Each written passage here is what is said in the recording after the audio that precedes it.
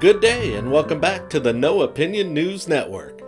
I'm your host Chris, and this is your Thursday, November 19th, Daily News Briefing. President Trump is still fighting for every vote this election season. His Twitter feed has been filled up with mostly tweets in regards to voter fraud. He claimed that there is more votes than actual people who voted in Wayne County, Michigan. I did some checking around, and some independent journalists have also been reporting the same thing. That's most likely where he got his source. I also found this map posted by the New York Times. President Trump claims there's no way he could have lost the election with him getting 10 million more votes than he got in 2016. Also, a majority of the votes he received are coming from major cities in the states that he is contesting. They are Philadelphia, Atlanta, Phoenix, Detroit, Las Vegas, and Milwaukee. Joe Biden is upset with the Trump team for not sharing information in regards to the coronavirus. In particular, the data on the supplies in the national stockpile. He stated, "We've been unable to get access of the kinds of things we need to know about the depths of the stockpile. We know there isn't much at all." I've got to be real here, I'm no expert, but this is public information, and a simple Google search pulled up this information in less than a minute. As you can see, the national stockpile is not depleted.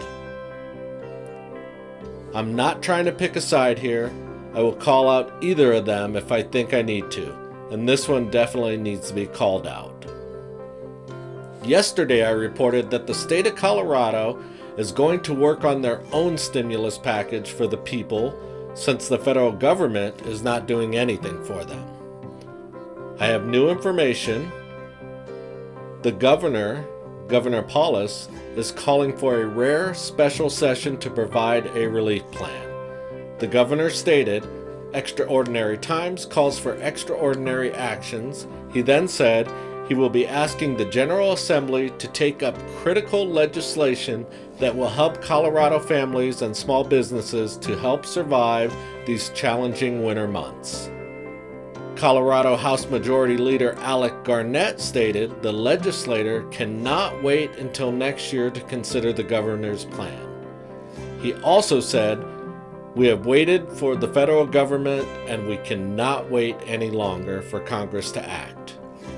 I will leave the links in the description, so if you want to read the full article, and I will also leave a link to the governor's proposal so you can actually see the breakdown of where the money is going to if the package is accepted. As far as federal stimulus package goes, Joe Biden continues to urge Congress to pass another stimulus package. Sorry to be the bearer of bad news on the stimulus front, but I don't want to give you any false hope. In the past 14 days, 905 Mayo Clinic employees in the Midwest, including Wisconsin and Minnesota, have tested positive for COVID-19. The medical center is concerned that they won't have enough staff to handle the influx of new patients. The city of New York is once again closing their public schools, and Governor Cuomo states that COVID cases will spike in New York 3 weeks after Thanksgiving, right before Christmas. One of the reasons we are seeing so many more deaths is because the intensive care units are filling up too fast for the hospitals to keep up.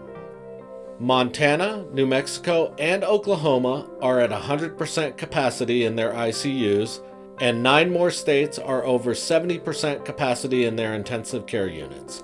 Hospitalizations are at 79,410 in the U.S., and there are 4,701 patients currently on ventilators.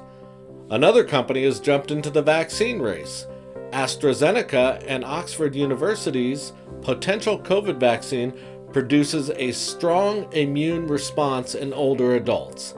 They are also claiming over 90% effective rate for their vaccine. They will be releasing the late-stage trial results by Christmas. In the United States, new cases are at 164,996 cases per day, which is up around 34,500 cases from last week. Deaths are averaging 1,266 per day, which is up 186 deaths per day from last week. Worldwide cases are averaging 585,295 per day, and this is up about 11,000 cases per day from last week, which is actually good news as it seems the new cases are leveling off a bit from prior weeks. The deaths worldwide are averaging 9,289 deaths per day. This is up 969 deaths per day from last week.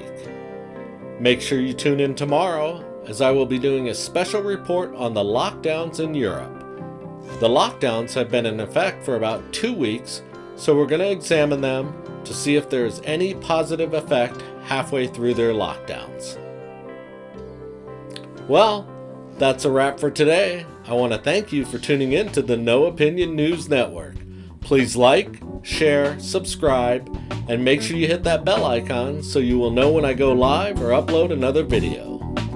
I'm Chris, and this has been your Thursday, November 19th, Daily News Briefing. Have a wonderful day.